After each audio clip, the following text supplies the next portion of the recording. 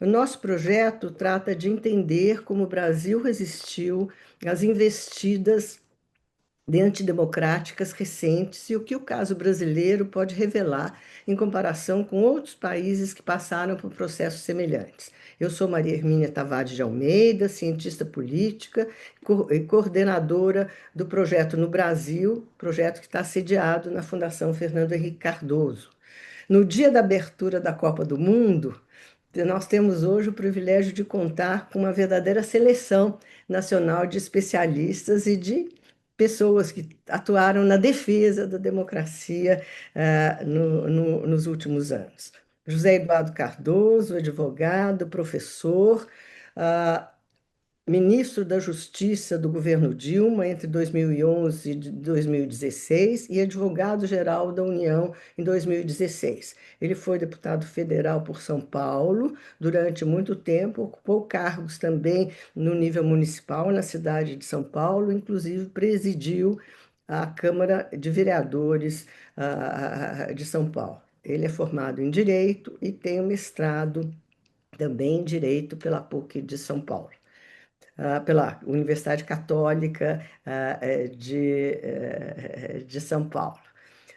Júlia Neiva é cofundadora e vice-diretora da Conectas Direitos Humanos, uma das organizações não governamentais mais importantes na área e provavelmente a única que trata de construir uma rede internacional, uma aliança internacional de organizações da sociedade civil. Ela também é formada em Direito pela Universidade Católica de São Paulo, tem um mestrado na Universidade de Colômbia e um doutorado em Direitos Humanos pela Universidade de São Paulo. Ela é membro de grupos de pesquisa na Universidade de Paris I, Panthéon-Sorbonne, e participa do board de Sherpas, do Bank Information Center e da Comissão Arnes. A seguir, temos Oscar Vilhena Vieira, constitucionalista e professor e diretor da Escola de Direito da Fundação Getúlio Vargas, em São Paulo. Ele é um intelectual público conhecido e teve um papel muito relevante na construção da resistência às investidas autoritárias do presidente Jair Bolsonaro, tendo tido um papel fundamental na organização do principal ato público, não é, que juntou membros de diferentes organizações da sociedade civil em 2020 e 2022. Ele tem uma extensa obra sobre a nossa Suprema Corte, sobre o Supremo Tribunal Federal e sobre outros temas ligados à resistência ao autoritarismo.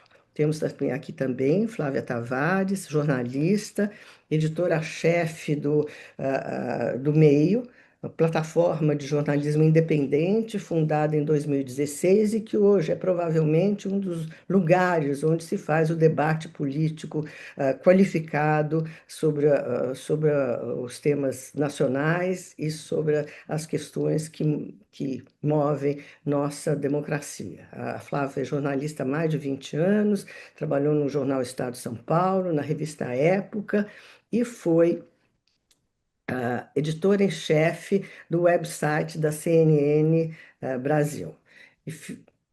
Eu vou passar antes de passar a palavra para os nossos convidados, eu gostaria de fazer uma breve introdução para situar a questão das ameaças à democracia no Brasil durante o governo de Jair Bolsonaro, entre 2019, portanto, e 2022. O primeiro ponto a enfatizar é que Bolsonaro é um líder inequivocamente autoritário, com características claramente fascistas, a meu juízo, que não preza os valores nem respeita as regras da democracia, que louvou várias vezes o regime militar e seus métodos repressivos. Na verdade, a ditadura militar era o seu modelo de organização política explícito. O segundo ponto é que ele efetivamente tentou um golpe, que, se fosse vitorioso, teria tido consequências muito cruéis para o país. O terceiro ponto é que ele perdeu. E por isso o caso brasileiro é tão rico de experiências quando discutimos o tema da resistência às investidas autoritárias. Dito isso, eu gostaria de observar que o Jair Bolsonaro não seguiu propriamente o script usado por outros autoritários que chegaram ao poder pela via eleitoral. Ele não tentou controlar o Congresso, nem usá-lo para controlar a Corte Suprema, por exemplo, mudando a sua composição ou reduzindo o mandato dos juízes. Tampouco tentou controlar os meios de comunicação, chantageando-os economicamente, por exemplo, ou criando sua própria seus próprios meios de comunicação, seu próprio canal de televisão. Na verdade, ele fez três coisas. Ele usou uma retórica muito agressiva contra a imprensa, contra jornalistas individuais, contra partidos e lideranças de oposição, e especialmente contra o Supremo Tribunal Federal e seus juízes mais vocais. Mobilizou agressivamente suas bases nas ruas e nas redes sociais, contribuindo para um clima de exacerbação e de radicalização política. Tomou medidas que efetivamente implicaram no enfraquecimento dos controles ambientais, no enfraquecimento da proteção dos direitos humanos, usando para isso recursos que estão à disposição da Presidência da República. Ele tratou sistematicamente de desacreditar o processo eleitoral. E essa foi provavelmente a sua estratégia mais central. Ele tratou de desacreditar o sistema de votação por urna eletrônica, minar a autoridade da justiça eleitoral e difundir a suspeita de que as eleições poderiam ser fraudadas. Finalmente, buscou sistematicamente cortejar as Forças Armadas, protegendo seus interesses, dando recursos para os seus projetos, valorizando seus símbolos e ritos. Bolsonaro participou de quase todas as cerimônias organizadas no âmbito das Forças Armadas durante o seu mandato. Ele tratou de conquistá-las e de mostrar para todos que as Forças Armadas seriam suas aliadas. Não foram. Olhando retrospectivamente, talvez seja possível dizer que se preparava para permanecer no poder pelo voto, se conseguisse, ou por golpe com apoio militar, se perdesse. Esse apoio, como sabemos, não veio e o golpe não deu certo. Eu penso que as respostas da oposição que hoje nós vamos discutir aqui nesse painel, devem ser lidas tendo em mente esse quadro, o quadro de um presidente visceralmente autoritário, mas de um presidente que não tratou de controlar as instituições de poder democráticas no país. Eu termino enfatizando que a resposta das oposições foi uma resposta descentralizada, sem coordenação, partindo tanto dos poderes constituídos, do Congresso, dos governos subnacionais, e especialmente da Corte Suprema, e, por outro lado, dos partidos de oposição e da sociedade organizada. Essa resposta descentralizada, porém, terminou convergindo nas eleições, tanto na formação da chapa presidencial, que procurou compor com forças do centro, quanto nos acordos para o segundo turno. E é um pouco essa história que nós vamos ouvir agora à tarde, da boca de pessoas que tiveram um papel importante nesse processo de resistência. Eu começo dando a palavra para Oscar Vilhena Vieira, aqui. A nossa ideia é que cada um tenha 10 minutos para falar e que depois a gente deixe um espaço para perguntas e considerações do público, que, mais uma vez, repito, podem ser feitas tanto pelo chat como pela função Q&A do Zoom. Oscar, muito obrigada por estar aqui hoje, nesse dia. É um prazer ouvi-lo. Maria Hermínia, agradeço imensamente o convite em primeiro lugar, depois as palavras, que eu não sei se eu concordo com tudo que você falou, mas como estávamos juntos em todas essas coisas, enfim, eu tomo como parte desse processo, mas fico muito honrado de ouvir o que você disse, né? Eu não vou tomar tempo algum em fazer um diagnóstico, porque eu concordo integralmente com o diagnóstico feito pela professora Maria Hermínia. Então, eu gostaria de passar já imediatamente, tomando o diagnóstico dela como se fosse meu, para as estratégias de resistência, né?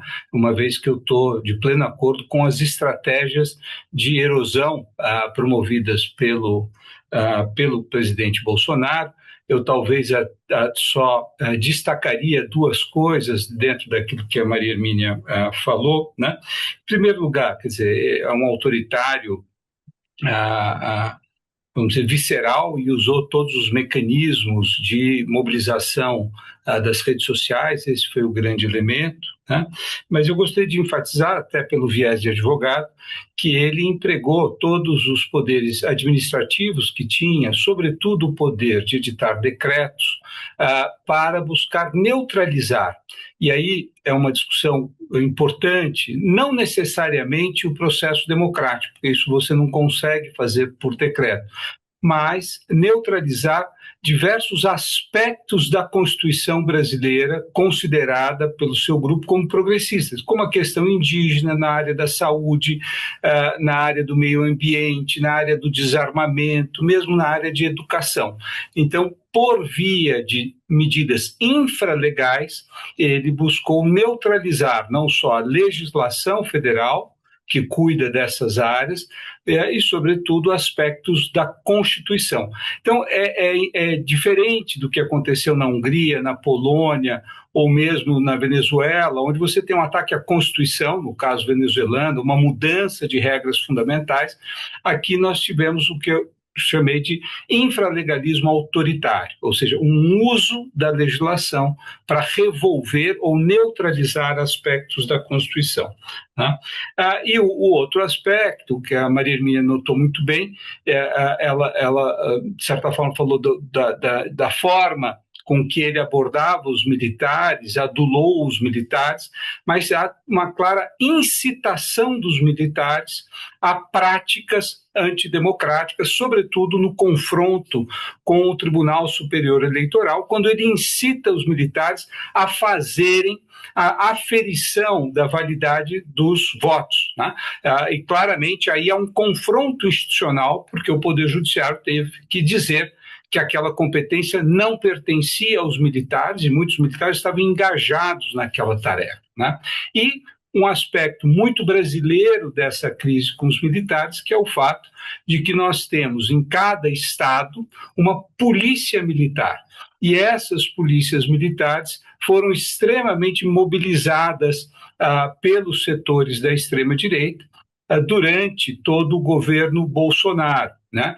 E as indicações que nós tínhamos de alguns secretários de segurança é de que havia o risco, não necessariamente de um golpe promovido pelo Exército, pelas Forças Armadas, mas uma desordem que teria início por meio das polícias militares em estados como São Paulo, Bahia, Rio de Janeiro, que estavam extremamente mobilizados, o que induziria os militares, as Forças Armadas, a algum tipo de intervenção. Então, o que acho que é importante enfatizar só no diagnóstico da Maria Hermínia, que há uma incitação aos militares, mas há também uma incitação a um outro grupo de militares, são as polícias militares, muito numerosas, muito fortes e muito capazes de criar desordem pública. Bom, dito isso, eu acho que eu queria dividir só a minha rápida fala em dois aspectos. Um foram as resistências institucionais e outro a resistência organizada pela sociedade civil. Não vou falar das resistências organizadas pelos partidos políticos, eu não tive uma participação nisso, mas eu acho que algum colega meu poderá falar no devido momento, né? é importante para que nós entendamos o potencial das instituições para resistir, né? E certamente a Constituição brasileira, desenhada intencionalmente ou não, e eu acredito que é com uma certa intenção em face do seu aprendizado histórico, de quem conviveu com o autoritarismo de Getúlio militar e com o populismo de Getúlio e de Jânio e de outras experiências populistas, nós temos uma Constituição que fragmentou imensamente o poder. O presidencialismo de coalizão é um presidencialismo onde, qualquer que seja o vitorioso, ele terá que negociar com uma base parlamentar extremamente fragmentada para montar o governo. Então, o primeiro mecanismo institucional, para mim, extremamente relevante, que funcionou no Brasil como um mecanismo de contenção do presidente da República, foi o pluralismo partidário que impera e a fragmentação partidária, que tornou quase que inviável qualquer empreitada do Bolsonaro de fazer uma mudança constitucional, uma mudança legal muito profunda. E essa é a razão pela qual ele recorreu aos decretos e às medidas administrativas com o objetivo de implementar a sua estratégia. Então, a fragmentação partidária, presidencialismo de coalizão, isso teve uma enorme funcionalidade de contenção. Eu acho que foi a primeira barreira de contenção. A segunda barreira de contenção foi o Supremo Tribunal Federal, que é uma instituição, e é importante a gente notar, diferentemente da Hungria, diferentemente do Equador, da Venezuela, de outros países que criaram cortes novas, cortes recentes, né, mesmo a África do Sul, né, a Suprema Corte brasileira é uma Suprema Corte que tem início em 1891 e que tem um passado de certa proeminência política. Ela, na Primeira República, ela foi uma corte importante, ela resistiu no período Vargas e sofreu intervenção. Durante o início do regime militar também exerceu certa resistência, ministros foram cassados por isso, e a partir de 1988, com a Constituição, ocupou um espaço de enorme relevância na arena política brasileira. Isto deu a ela a musculatura necessária para ser, vamos dizer, um repositário das demandas da sociedade e dos próprios partidos políticos para questionar as medidas de Bolsonaro. Então, veja, não foi só no último momento que a Suprema Corte teve uma atitude de defender as urnas. Ela agiu ao longo do governo Bolsonaro, contendo uma série de medidas no campo ambiental, no campo do desarmamento, no campo da educação e, sobretudo, no campo da saúde no decorrer da pandemia. Então, o que eu quero deixar explicitar é que a atuação proeminente do Supremo não foi um raio em dia de céu azul. Foi uma Suprema Corte que ganhou muita musculatura ao longo da sua história, que ganhou mais musculatura ainda a partir de 88 e que foi acionada durante o período Bolsonaro, uma pesquisa recente que até a Maria Hermínia hoje fala disso na coluna dela, né? Ela foi acionada sobretudo por quem? Pelos partidos políticos. Então, o corpo político usou o Supremo Tribunal Federal como arena de resistência. Mais de 60% das ações propostas contra Bolsonaro foram propostas por um grupo razoavelmente pequeno de partidos políticos. Mas não foram só os partidos políticos que mobilizaram o Supremo. Os governadores de Estado também mobilizaram o Supremo ao longo da pandemia. E eu diria até que o turning point do Supremo para entrar em campo e conter Bolsonaro se deu em torno da discussão da vacinação, em torno da discussão sobre as restrições sociais no período da pandemia, onde ele autorizou os governos do Estado a levar a cabo medidas de saúde pública que o presidente resistia em fazê-lo. Então, o Supremo se torna esse palco central onde todas as medidas feitas por Bolsonaro por via administrativa, por decreto, eram questionadas em 24 horas por algum partido político ou por algum governador no Supremo, e o Supremo também tem um gráfico disso, ele passa a agir de uma forma, vamos dizer, de uma deferência ao campo político, ele passa a responder com muita velocidade. Inclusive, o tempo de demora para a decisão é impressionante, cai de 242 dias em média para uma resposta a uma questão judicial, para algumas semanas, né? Então, isso toma uma dinâmica muito grande. Por fim, eu já falei minimamente disso, a federação teve um papel importante. Governadores de estado, mesmo governadores, vamos dizer, do campo conservador, em função da pandemia, ofereceram resistências ao presidente Bolsonaro, e alguns foram cuidadosos com as suas polícias militares, tentando contê-las, como aconteceu no estado de São Paulo. Vou para a segunda estratégia de resistência da sociedade civil. Acho que a sociedade civil brasileira, isso eu gostaria de enfatizar, foi muito marcada pelo impeachment da presidente Dilma, onde ela se fragmentou, ela tomou partido. Então, o campo da sociedade civil mais à esquerda e o campo mais ao centro se separaram e não cooperaram durante alguns anos. E o governo Bolsonaro permitiu uma reconstrução do tecido da sociedade civil brasileira, que, ao meu ver, foi extremamente importante e marcada. Acho que tem um simbolismo, e a Maria Hermínia vai se lembrar disso, quando nós pedimos para que os ex-ministros da Justiça da presidente Dilma, que espero que já esteja aqui, José Eduardo Cardoso, e o ex-ministro da Justiça, Miguel Reale Júnior, que tinha proposto, um dos propositores do impeachment, portanto, os dois tinham antagonizado no Senado o ataque à defesa da presidente Dilma, se juntaram para fazer uma manifestação em defesa da democracia. Eu acho que isso foi um pouco simbólico da capacidade que a sociedade civil brasileira e dos campos políticos brasileiros tiveram de se recompor. Tá? E essa recomposição se deu em todos os níveis da sociedade civil.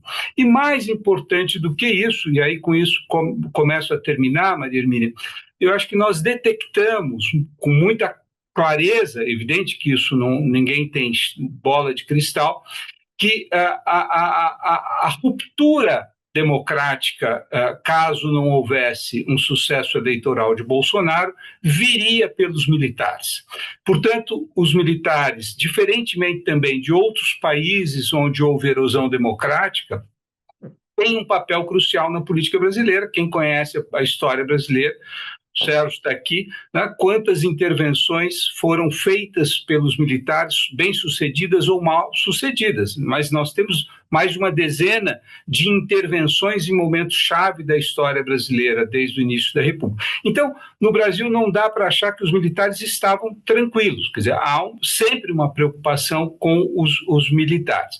Agora, a questão é, se o argumento fundamental do bolsonarismo era de que o país corria o risco do comunismo, do globalismo, etc., nós precisávamos convencer os militares de que o envolvimento num golpe seria uma aventura desastrosa e que tinha muita gente que também não era comunista, também não era globalista e que era contra isso. Eu acho que a Maria Hermínia fez menção, acho que o que foi de mais bem sucedido nisso foi trazer para o campo de defesa das instituições grupos como a FEBRABAN, né, a Federação dos Bancos do Brasil, a Fiesp, a Federação da Indústria de São Paulo, e mesmo setores do agronegócio bastante conservadores que se juntaram, né, às sindicatos, às centrais sindicais como a CUT e tantas outras, ao movimento negro, ao movimento sem terra. Então, o que nós assistimos em 11 de agosto de 2022 foi um fenômeno bastante impressionante, porque nós tivemos a manifestação pública, através de um documento de defesa do Estado Democrático de Direito, de organizações as mais radicais à esquerda e organizações do centro do capitalismo brasileiro. E isto, ao meu ver, foi uma sinalização extremamente importante para quem? Para os militares, de que seria uma aventura envolver-se num golpe. Então, é evidente que a sociedade civil fez muito mais coisa, buscou convencer os países democráticos, então havia uma grande aliança com os amigos da democracia da União Europeia, os Estados Unidos tiveram um papel importante sobre o governo Biden de também interferir. Mas eu queria parar por aqui, deixando claro que há um componente institucional que favoreceu, tá? E há um componente de ação política que foi extremamente importante para convencer os militares de que era uma aventura. Obrigada, Oscar. Eu vou passar a palavra para a Flávia Tavares, para nos dar ali a perspectiva, né, da imprensa que teve um papel importante nesse processo todo. Flávia, por favor, 10 minutos, senão a gente não consegue depois abrir espaço para as perguntas. Primeiro, obrigada, professora, pelo convite, obrigada, enfim, pela oportunidade, é uma honra estar aqui, e boa tarde a todos que nos ouvem e aos meus colegas, aqui de painel. Eu não tenho como falar de como a imprensa enfrentou o bolsonarismo sem falar de como a imprensa chegou, a 2018 para lidar com esse tremendo desafio que foi a cobertura do seu governo, né, e da sua tentativa de golpe em seguida. Vou fazer um retrospecto muito breve, lembrando que a imprensa tradicional brasileira já trazia consigo um passivo relevante de ter apoiado o golpe militar de 64 e de ter sido complacente com a ditadura militar até meados ali dos anos 70, quando morreu, enfim, foi torturado e morto o jornalista Vladimir Herzog, e também quando o ambiente sociopolítico no Brasil começa a mudar, né?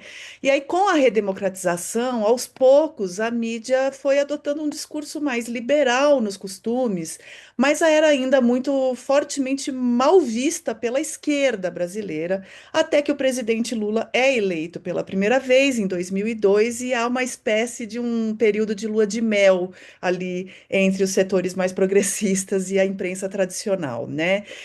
Acontece que uma série de escândalos nos governos do PT, muitos deles revelados pela própria imprensa profissional, como deve acontecer em democracias saudáveis, e o impeachment depois da presidente Dilma Rousseff, sucessora do Lula, colocaram a esquerda de novo, conflagrada contra a imprensa, ao mesmo tempo em que nascia na internet uma imprensa alternativa, tanto alinhada à esquerda quanto à direita, e crescia também a presença desses influenciadores falando de política sem treinamento profissional, enfim, sem o filtro do jornalismo profissional, né?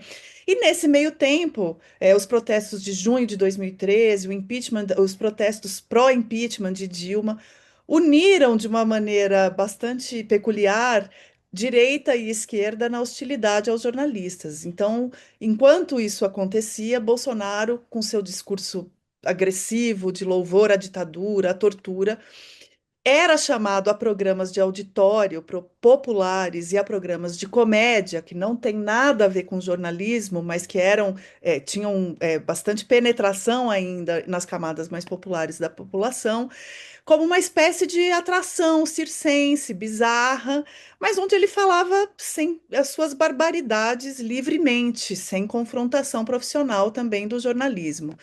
Era dessa forma também que Bolsonaro atuava no próprio Congresso, como uma espécie também de um mascote exótico, que tinha liberdade para falar coisas que setores muito ultraconservadores não tinham coragem de dizer por causa do custo eleitoral, e os de esquerda enxergavam como algo, enfim, que talvez que se autoconsumisse com o tempo, né?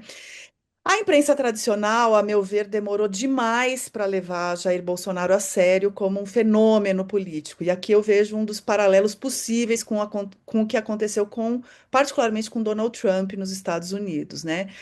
Para dar apenas um exemplo, eu mesma fiz um perfil do Jair Bolsonaro, para a segunda maior revista semanal do Brasil, da maior empresa de comunicação do país, na semana do impeachment da Dilma, que foi quando ele louvou Carlos Alberto Ustra no microfone para o Brasil todo ver. E ele se vangloriava nesse perfil, o Bolsonaro, de ter sido responsável, pelo clima de divisão no país naquele momento, que levou a polícia de Brasília, não sei se vocês vão se lembrar, a erguer um muro no gramado da esplanada, diante do Congresso. A foto que eu tenho dele é diante desse muro, se vangloriando de ter sido responsável por aquilo. E ainda assim ele era muito bem recebido, recebido com muito carinho, nas ruas por parte da população. E nesse artigo eu escrevi com todas as letras que Bolsonaro começava a mobilizar forças adormecidas na sociedade brasileira, capazes sim de levá-lo ao Planalto, com aquele seu jeito de tiozão que fala mesmo o que pensa, sem filtros, mas também com muita violência. E os editores, da época tiraram essa parte da análise da matéria e acrescentaram algo dizendo: olha, não tem a menor chance de Jair Bolsonaro ser eleito. Isso nós estamos falando de 2016. Eu não me orgulho muito de dizer que eu tinha razão naquele momento, enfim, cometendo aqui uma indiscrição com os editores, mas é apenas uma amostra de que a imprensa tradicional resistiu demais a levar Bolsonaro a sério. Então ele chega a 2018 como um azarão, fazendo aqui uma alusão ao único acerto desse filme financiado aí pelo Daniel Vorcaro, que é o nome, muito porque o jornalismo escolheu tratar Bolsonaro como uma piada de mau gosto por tempo demais. Em parte, e também ignorando o sentimento legítimo que ele representava na sociedade, né? E em parte acreditando que Bolsonaro não seria capaz de cumprir os absurdos que prometia fazer conforme se fosse eleito. Então a gente errou, a imprensa errou duplamente, naquele momento, a meu ver. Enquanto isso, ele ia cultivando o seu público com aquele discurso de que a mídia era mentirosa, canalha, esquerdista, globalista, tudo regado pelo caldo da guerra cultural do Olavo de Carvalho, algo muito similar ao discurso do Steve Bannon nos Estados Unidos. Então, o jornalismo chega a 2018 desacreditado pela direita, pela esquerda, desafiado pelas redes sociais e por esse jornalismo portátil que qualquer cidadão passou a se considerar capaz de fazer, e também subfinanciada por todas essas razões acima, né? A facada em Bolsonaro, em setembro de 2018, colocou a imprensa numa posição de maior generosidade com ele na reta final da eleição, mas assim que ele foi eleito, ele não fez nenhuma questão de retribuir a cortesia e já iniciou de imediato uma ofensiva, deixando, por exemplo, os repórteres sem qualquer condição de cobrir a posse presidencial. Não sei se vocês têm esse registro na memória. Os repórteres não tinham água, não tinham nada para comer, não tinham um banheiro para usar, algo que era absolutamente sem precedentes nas coberturas de posse, né? E também ele passou a ameaçar de encerrar a concessão de canais de TV que não lhe fossem simpáticos. Então, claro que ele não tentou abrir o seu próprio canal, mas ele ameaçou muito as concessões e escolheu alijar a imprensa da cobertura presidencial, elegendo ali o cercadinho na porta do Palácio da Alvorada e as suas lives no YouTube como o canal de comunicação direta com o público, né? A imprensa foi sendo, enfim, foi até um pouco generosa com ele nesse começo, especialmente por conta das suas escolhas econômicas. Mas, concordando com o professor Oscar Vilhena, o turning point na relação com a imprensa também foi a pandemia. A imprensa foi essencial durante a pandemia, inclusive para contrapor as notícias falsas sobre a Covid que o próprio Bolsonaro espalhava. E ali acho que ficou muito marcado que, mesmo a imprensa tradicional mais tolerante com o seu governo, precisava, em nome do mínimo trabalho jornalístico profissional, ouvir vozes, da ciência e coisas afins. A partir de 2021, quando ele aumenta o volume das ameaças golpistas, a imprensa séria, tanto a tradicional quanto a independente, formou uma espécie de uníssono de apoio ao Supremo Tribunal Federal nas suas medidas, apesar das muitas ressalvas que eram feitas, a imprensa sempre fez, às instituições e desse alerta em defesa da democracia. Então, naturalmente, a direita brasileira mais linha dura intensificou sua percepção de que a imprensa é sua inimiga. E os ataques aos jornalistas passaram a ser muito mais violentos e intensos, com ameaças de morte, com agressões nas ruas, instigados pelo próprio Bolsonaro, por seus assessores, e as mulheres, claro, eram os alvos preferenciais desses ataques.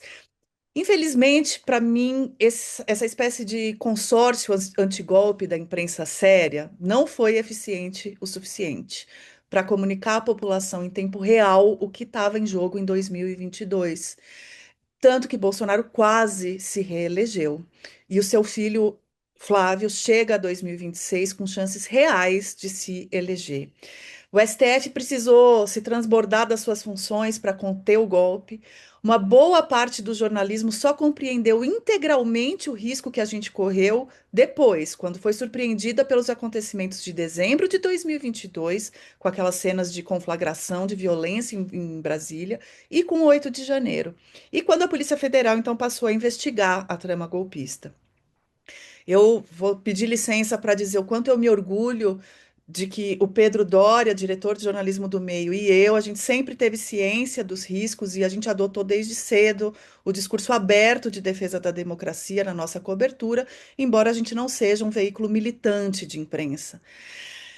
Para concluir, professora e colegas e público, a cobertura jornalística, a meu ver, ganhou uma relevância em 2023, a partir do 8 de janeiro, e conforme essas investigações e o julgamento do golpe avançaram, mas por isso mesmo ainda é vista por parte dos brasileiros como enviesada, porque o bolsonarismo é essa força política polarizante que transforma a defesa da democracia num ataque pessoal a Jair Bolsonaro e aos bolsonaristas.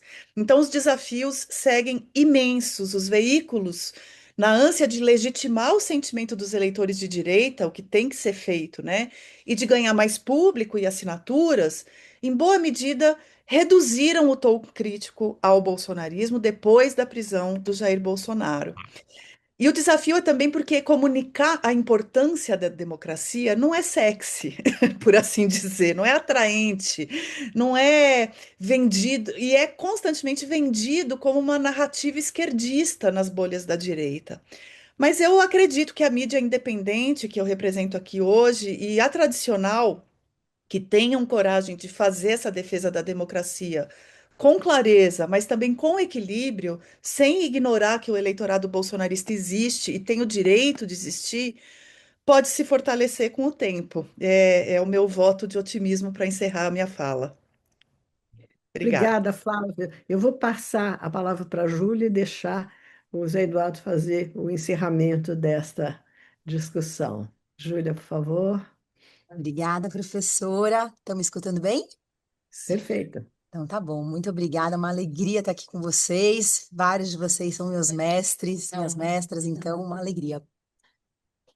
E o convite que foi nos feito para a gente conversar um pouco como é que a gente da sociedade civil tem visto, acho que o Oscar trouxe um pouco na sua fala, a Flávia também, e a própria professora, mas eu vou trazer algumas das estratégias mais específicas que a gente adotou como sociedade civil. Mas o primeiro ponto que eu queria trazer, que eu acho que aparece na fala da professora, é que, de fato, é, nós da sociedade civil, e principalmente organizações de direitos humanos, a gente acreditava, pelo menos quando a gente nasceu, Conectas vai completar 25 anos, a gente acreditava que a nossa democracia era muito sólida.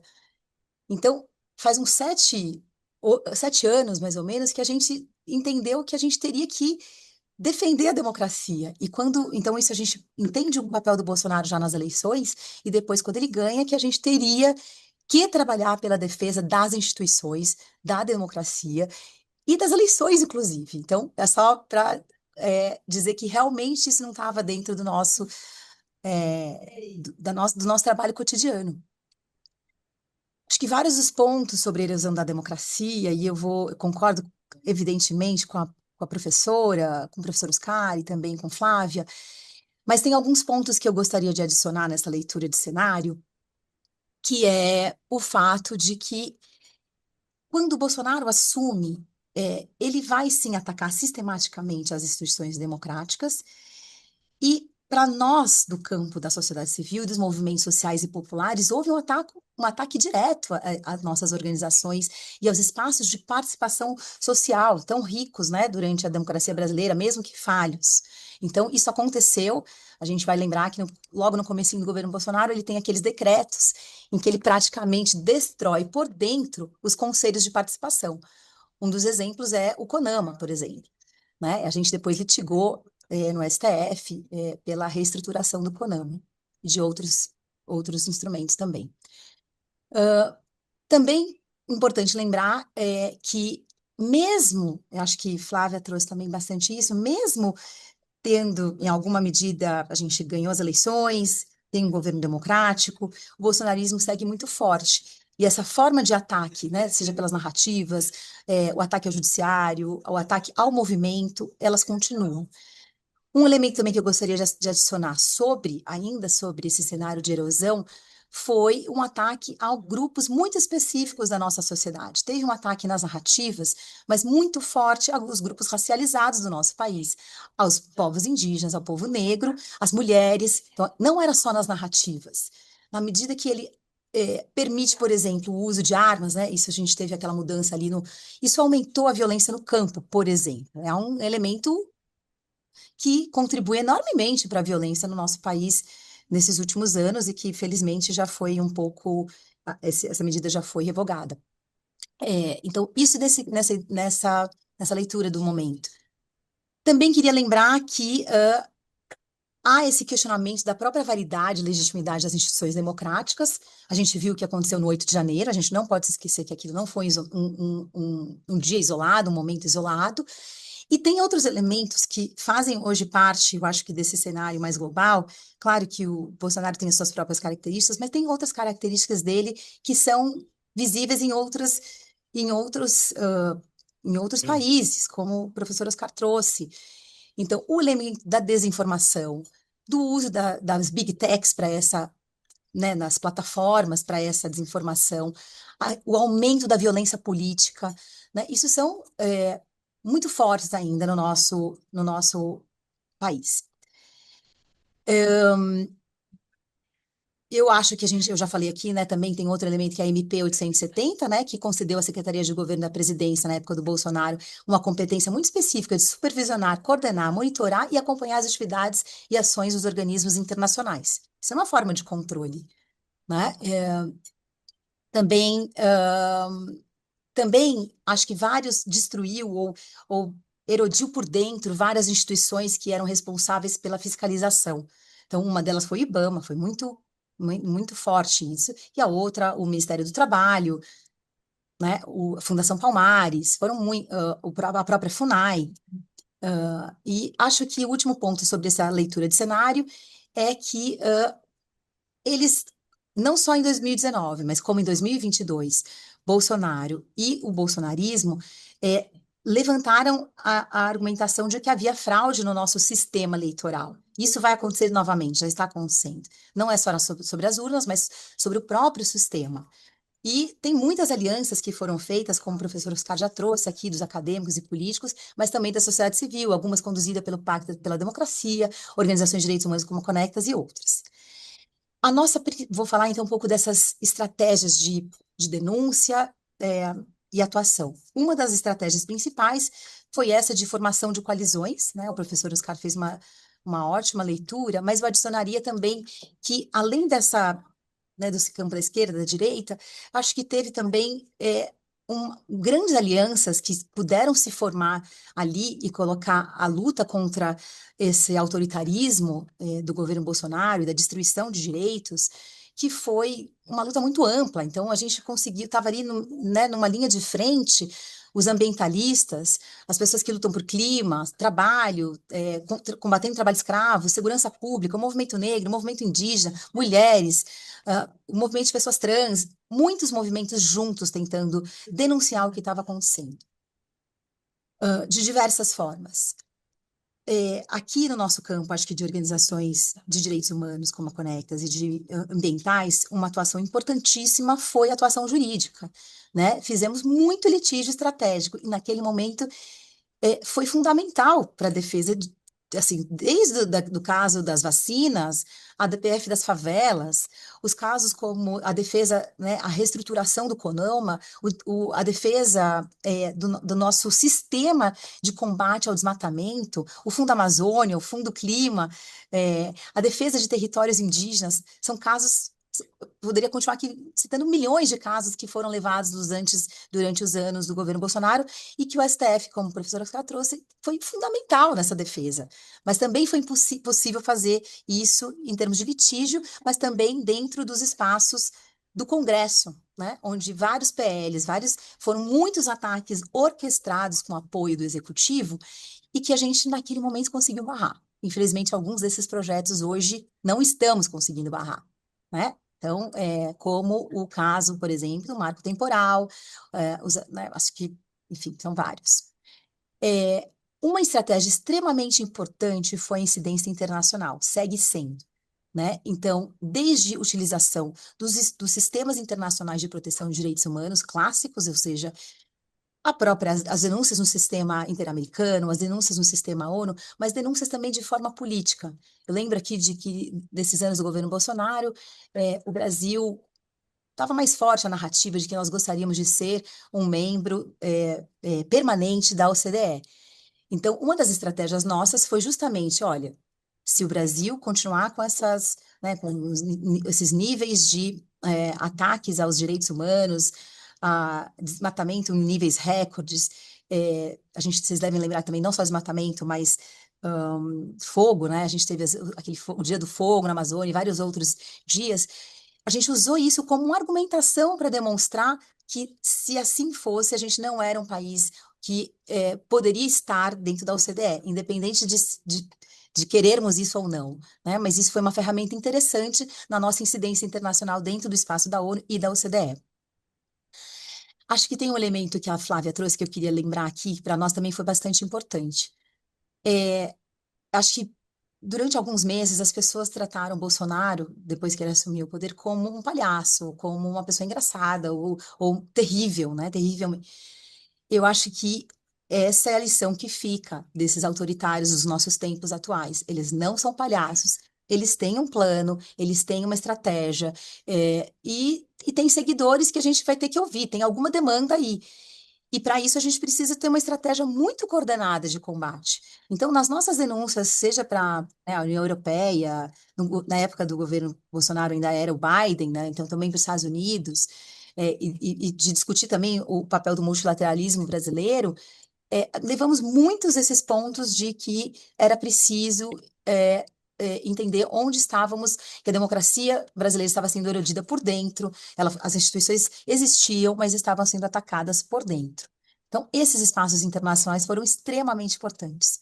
A defesa também do meio ambiente, né, e da defesa dos territórios foi muito importante, e nós escolhemos esses espaços para denunciar também o que estava acontecendo na Amazônia, então isso foi muito importante.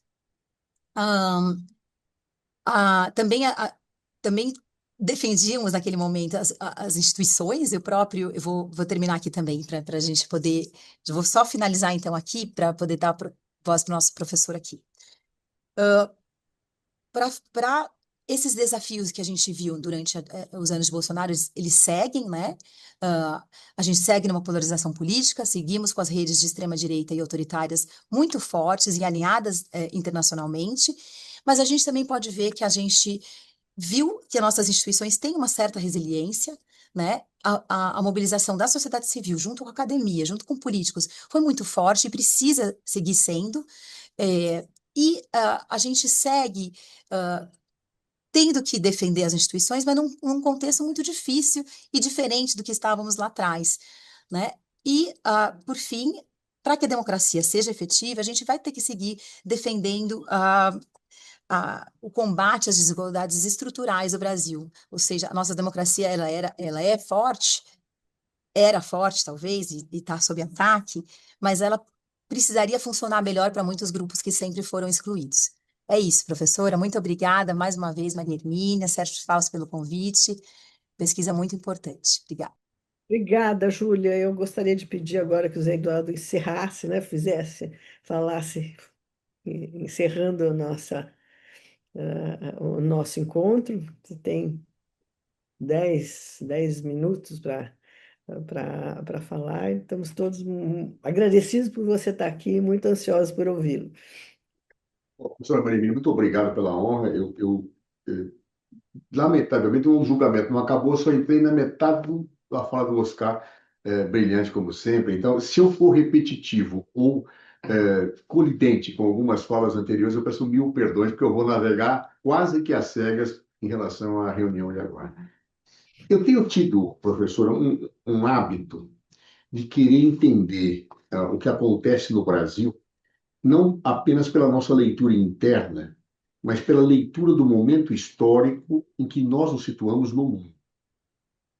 E eu cada vez me convenço mais que a forma de exercício atual do poder político nas sociedades capitalistas modernas passa por uma crise profunda, cuja resposta tem sido a propensão ao autoritarismo.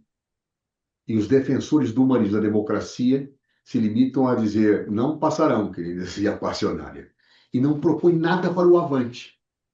Então, nós no campo progressista temos uma crise de utopia, de ideias, onde nós somos resilientes e resistentes, mas nós não temos. E como é que eu saio desta? Andando para frente, né? E por que eu acho isso? Há muita coincidência com o que acontece no mundo e nós sabemos disso. Aqui foi citado Donald Trump e Jair Bolsonaro. Tem horas que eu penso que a diferença está em que um fala inglês, outro fala português.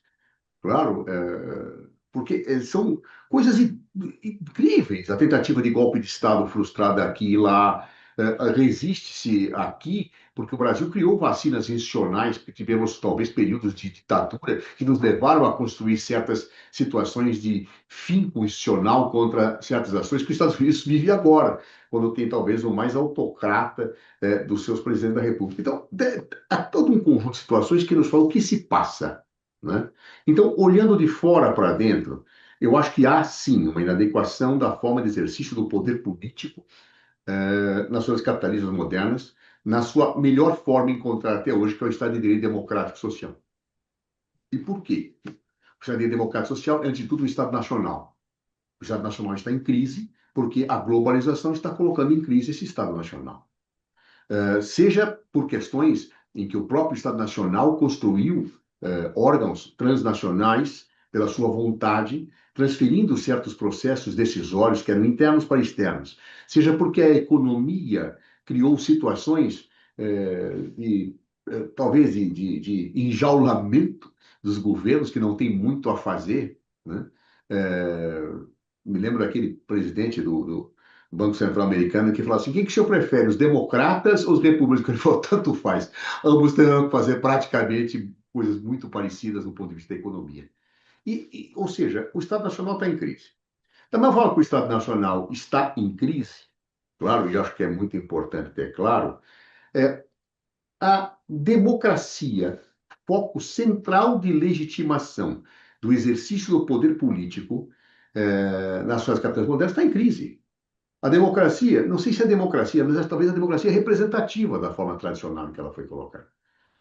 No fundo, hoje, o descompasso entre o representante e o representado, ele é imediato. Eu fui representante parlamentar muitas vezes. Eu tinha a sensação que eu bastava ser eleito, tinha a festa da minha vitória e imediatamente na posse meus eleitores confiavam em mim. Eu não tinha feito nada. Mas o fato de eu ser um representante parecia que eu já trazia um divórcio com aquele que tinha acabado de me eleger.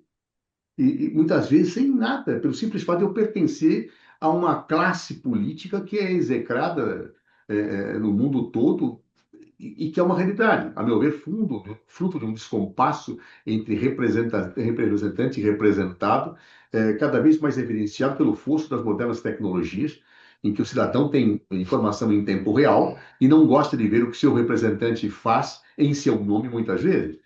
Então, essa democracia representativa, ela está em crise. Então, a legitimação do poder político dada por essa democracia, ela está em crise.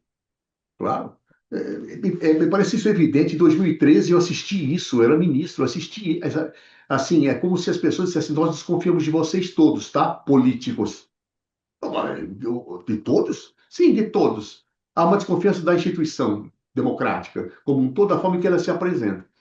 E isso acaba trazendo um nascimento de um sentimento autoritário que desemboca, é curioso, em alianças bastante curiosas, né? Quando alguns falam em neofascismo hoje, é uma aliança entre liberais e fascistas, na minha cabeça de estudioso fica meio confuso, mas é fato. Nós temos, muitas vezes, o flerte do liberalismo com a negação autoritária no Estado, como foi o governo Jair Bolsonaro em muitas perspectivas. Então, mas por onde está isso? Bom, é fato, o Estado social da sociedade capitalista moderna desatendeu elites conservadoras, parece que não agradou o povo, porque ele não diminuiu a desigualdade em muitos países e a elite não gosta dos altos impostos que se cobram para programas sociais. Então, eu tenho todo um conjunto de descontentamentos, né, que no Brasil se materializaram nesse descrédito institucional. E o golpismo, ele surge com uma força grande, especialmente num país que tem uma cultura histórica de autoritarismo, enraizada nas nossas vidas. Então, eu acabo tendo aí, professor Emília, uma situação que me preocupa muito, claro, porque eu me sinto assim, eu não sei se falsamente ou não, muito angustiado, dizendo: tá bem, olha, eu vou combater vocês, tá? Vocês não passarão, né? Não vão passar, viu? Porque eu vou dar minha vida para não passar.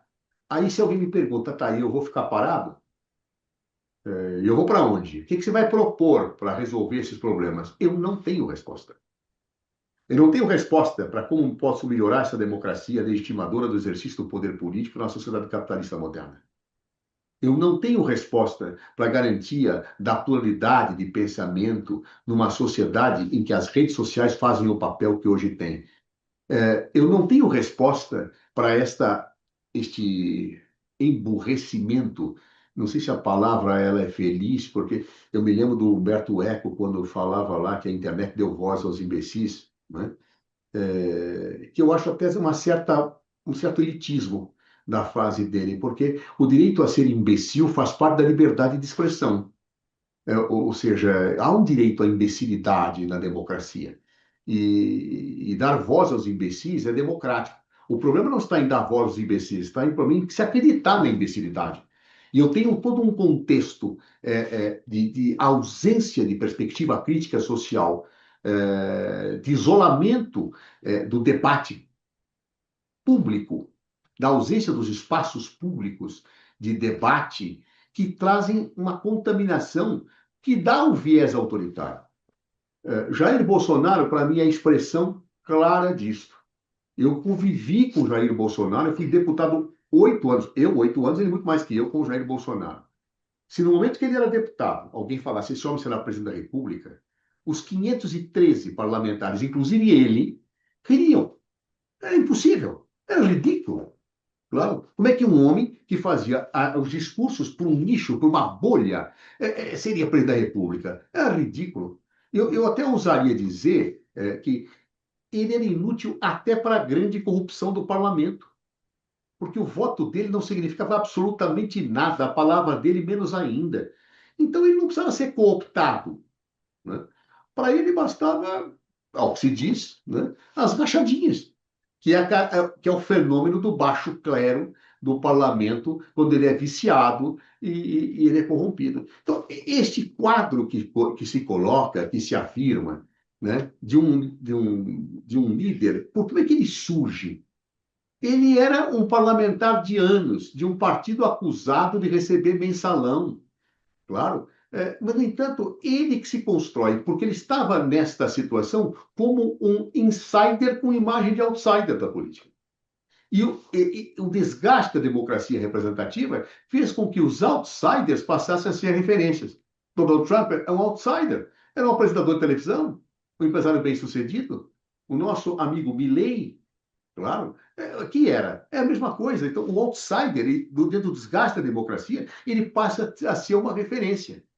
E aí, a dimensão patética que alguns deles têm, cito como exemplo o Milei, cujo principal conselheiro é o cachorro morto, né? O fantasma do falecido cachorro, que é o conselheiro político mor dele. Quer dizer, é algo que você fica pensando que leva uma pessoa a acreditar que alguém que se consulta com um cachorro e falecido, né, é, é, vai ser presidente da República. É uma negação da institucionalidade.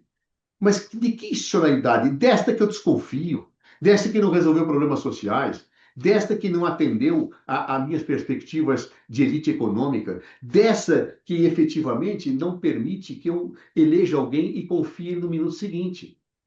Isso é o que está por trás deste problema. Claro? E aí o judiciário passou a ser o fiel salvador da democracia quando ela é atacada. E, por outro lado, coloca-se o problema de quem controla o controlador, que é um problema clássico que se pergunta o tempo inteiro. E mesmo que eu acredite na necessidade do judiciário ir aos limites, como diziam alguns constitucionalistas, para defender a democracia, e eu acredito, o problema é que o exercício do poder traz aquela ideia de que o uso do cachimbo entorta a boca. Então, aí eu passo a ter um outro lado da história de desequilíbrio de de uma institucionalidade que fica muito complexa e muito grave, né? Então, para não incumpridar mais, professora Hermínia, eu diria a vocês o seguinte, é o que eu tenho dito muito, né? Eu estou profundamente angustiado com o que nós estamos vivendo, não é por medo de ser derrotado pelos autoritários, porque eu tenho medo. O problema é que eu não sei o que eu vou defender além de um parem, não passarão. Eu não sei o que eu vou defender para melhorar e sair desta crise institucional que nós temos. Talvez seja um momento de transição histórica, né? Quando a gente está num processo de transformação histórica, a gente tem a vista embaçada para o futuro e preocupada com o presente, só tem um pouco o passado. Mas como no Brasil, como se diz, o próprio passado é incerto, eu fico absolutamente angustiado com essa situação. Nós temos que pegar em armas e em trincheiras contra o autoritarismo. Sim. Aí se me perguntam o que você está propondo para sair desta crise de legitimação, eu não tenho resposta. Daí, sinceramente, eu só sei que nada sei do Sócrates, é a resposta, né? E agora, José, né, que eu me pergunto quando me vejo dentro dessa situação. Não sei dizer, mas nós teremos dias muito difíceis pela frente e acho que nós devemos começar a pensar não só em resiliência e resistência, mas em avanços na perspectiva democrática, na perspectiva da pluralidade, na perspectiva da construção de espaços públicos que produzam pensamentos sociais críticos socializados, que vá muito além das academias, que vá para ágoras virtuais que permitam a gente ter espaços de discussão que possam levar a antídotos contra a imbecilidade crescente da rede mundial de computadores, que, repito, é democrática a expressão da imbecilidade. O que é assustador é a crença na imbecilidade de tantas pessoas que não têm o menor senso crítico diante dessa situação. O Brasil, acho que é a expressão disso. Claro, então é aí, professor, que eu concluo e agradecendo a oportunidade, pedindo mil desculpas pelo atraso, mas quem perdeu não foram vocês, fui eu que perdi as intervenções que eu quis colocar. Muito obrigada, José Eduardo. Eu combinei aqui com o Sérgio que ele retomasse alguns temas que dizem respeito às experiências de resistência, né, à democracia. Há perguntas aqui sobre quão estável estamos depois dos depois da derrota do golpe e do julgamento dos golpistas. Há uma outra pergunta sobre o estresse ao qual o Supremo Tribunal foi submetido, não é?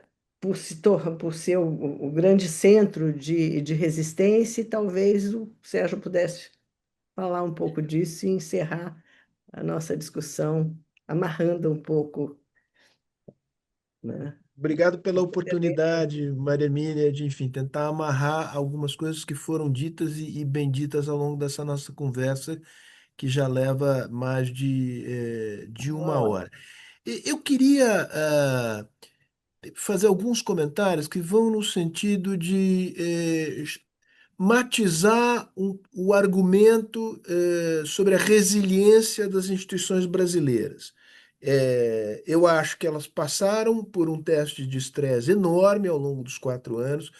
Elas impediram que o regime democrático deslizasse na direção de um regime autoritário, mas acho que nós não devemos exagerar numa visão otimista em relação à solidez e à resiliência das instituições brasileiras. Eu vou tentar ser específico a esse respeito e me concentrar basicamente nas Forças Armadas, no Congresso, e depois farei um comentário breve final sobre o Supremo Tribunal Federal. Nós não devemos nos esquecer que os militares, embora ao fim e ao cabo não tenham aderido ao golpe, colocado os dois pés na canoa do golpe de Jair Bolsonaro, eles colocaram pelo menos um pé. E até o final havia uma hipótese não fantasiosa de que o comando das Forças Armadas pudesse aderir ao golpe de Bolsonaro.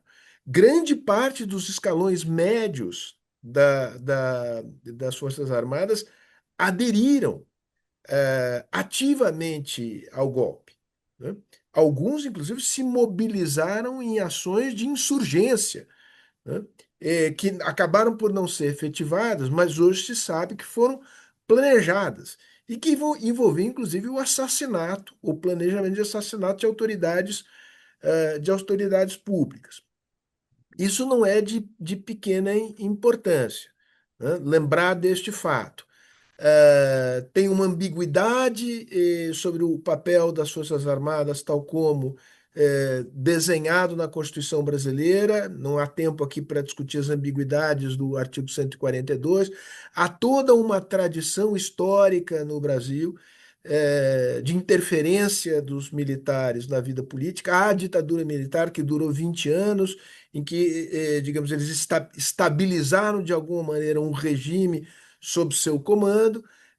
Eles conservaram, e quem sabe ainda conservem, a ideia de uma tutela sobre os civis, a ideia de que são uma reserva moral do país e que a eles é atribuído um papel, digamos, de garante, não só da soberania das fronteiras nacionais, mas também da ordem no país. Eu acho que nada disso morreu dentro das Forças Armadas. Eu acho que seria cedo nós afirmarmos com absoluta tranquilidade que houve uma transformação de natureza cultural na formação das Forças Armadas que nos desse uma espécie de segurança para todos sempre, que jamais as Forças Armadas pudessem vir a se sentir tentadas a embarcar num processo de ruptura institucional. Vale lembrar que o fato de que houvesse, naquele momento, na Casa Branca, um presidente da República dos Estados Unidos da América, que deixou claro que não aceitaria um golpe no Brasil e mandou o seu ministro da Defesa que dá este recado em pessoa, isso teve um efeito importante, né? É o caso de perguntar: houvesse Biden perdido a eleição de 2020 e estivesse Trump naquele momento na Casa Branca, se o cenário não teria sido diferente. Então, primeiro comentário.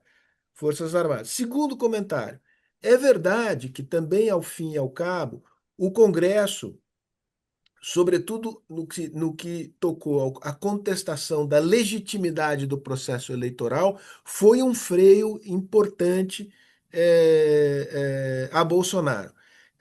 Across the board, da esquerda à direita, o centrão, quer dizer, mexer com o processo eleitoral é mexer também, digamos, com o mecanismo de reprodução dessa classe política. Como é que eles vão contestar um processo eleitoral que a todos os títulos, bem organizado, legítimo, tecnicamente sólido, e que, além do mais, é um mecanismo pelo qual eles se reproduzem. Então, quando houve uma tentativa de colocar em xeque este processo, o Congresso deu um basta. Agora, nós não podemos nos esquecer que o Congresso também foi ambíguo em relação a Bolsonaro. Qual foi o acordo implícito que o Congresso fez diante de inúmeras evidências de que Bolsonaro havia cometido vários crimes de responsabilidade que, portanto, cabia uma abertura de processo de impeachment? O acordo foi: nós o deixaremos em paz, mas o senhor nos transfere o poder de emendar o orçamento e poder alocar uma fatia importante do orçamento segundo os nossos critérios, sem que o presidente da República e o executivo queira interferir neste processo de alocação de recursos que caberá a partir de agora ao Congresso Nacional. Orçamento, isso se deu sob a capa do orçamento secreto, sem nenhuma transparência. Passou-se a praticar, acho que a expressão é feliz, acho que é do Fernando Limonge, uma espécie de presidencialismo de desleixo, em que o presidente da República, ele, Bolsonaro, para cuidar daquilo que era o seu plano de provocar uma insurgência popular combinada com uma intervenção militar, transferiu ao longo do seu mandato o poder de definição da alocação de recursos, em grande medida, ao Congresso Nacional. E o Congresso aceitou, digamos, eu vou colocar entre muitas aspas, esta compra da sua complacência diante das arbitrariedades de Bolsonaro. Então, a ideia que no Brasil, de alguma maneira, eu vou dizer de uma maneira simplória, de que foi o Centrão que, na verdade, em última instância, garantiu que Bolsonaro não chegasse ao seu objetivo último, me parece uma ideia parcial, né? E que não sublinha suficientemente o fato de que uma grande parte do Congresso Nacional, e o Centrão em particular, foi bastante ambígua em relação à estratégia de Bolsonaro. Não por outra razão, o STF passou a ser o grande protagonista institucional da luta contra a tentativa de corroer a democracia por dentro. Agora, isto levou uma espécie de músculo que vai se hipertrofiando, né? E que saiu do lugar. Evidentemente, o STF hoje ultrapassou os limites da sua ação legítima enquanto guardião da Constituição. Não vou me alongar nisso. E isto criou um enorme problema para que, na pós-resistência ao autoritarismo, nós possamos, agora, a partir de agora, consolidar uma ordem democrática em bases mais seguras. Para dizer de uma maneira simples, e com isto concluir, o STF, que foi parte da solução, ou parte central da solução no enfrentamento ao autoritarismo bolsonarista, me parece que passou a ser agora uma parte importante do problema. Então, portanto, para encerrar, eu acho que há razões para que nós olhemos em retrospectiva e em termos comparativos e sublinhemos as virtudes das instituições brasileiras, mas com vários grãos de sal, né? E colocando isso no quadro mais geral que o Zé Eduardo bem traçou aqui, de como é possível reassentar em bases legítimas o poder político democrático neste mundo das democracias capitalistas muito complicado no qual nós estamos vivendo. E com isso encerro a minha intervenção aqui, agradecendo mais uma vez a possibilidade de participar dessa conversa. Bom, eu queria agradecer, como vemos, né, essa é uma história em curso, né? Nós temos lições para tirar do que foi feito e do que constituiu, na verdade, uma vitória, né, da democracia sobre a tentativa autoritária, mas no Brasil, isso ainda é um processo em curso, né? Tem consequências institucionais que nem todas são positivas, as forças que apoiam o bolsonarismo estão aí, tem uma incidência eleitoral, uma musculatura eleitoral muito significativa, e nós não saímos, nossas instituições também não saíram ilesas desse enorme esforço para conter a investida autoritária. Então, essa é uma história que está em processo, não é? E que continuaremos tendo que pensar o que funcionou, o que não funcionou, o que deu certo, o que poderia ser diferente nesse processo de resistência. Eu queria agradecer muito aos nossos participantes, Oscar Vilhena, a Júlia Neiva, a Flávia Tavares, ao Zé Eduardo Cardoso, por compartilhar aqui as suas experiências e as suas ideias sobre o processo que vivemos. Eu queria agradecer muito ao público que esteve aqui presente. Nós tivemos cerca de entre 50 e 47 pessoas que nos assistiram. Queria agradecer, né, aos parceiros internacionais que também estão na plateia nos assistindo, e esperamos que essa discussão continue no interior do projeto e que as suas conclusões, né, serão tornadas públicas assim que nós encerrarmos o trabalho. Muito obrigada a todos, boa noite, bom final de tarde, e ainda dá tempo de assistir um pedaço O segundo do tempo, o primeiro jogo México está da ganhando de Copa. 1 Do a 0. segundo... Hã? O O México está México? ganhando de 1 a 0. Tá bom. Boa noite para todos, obrigada.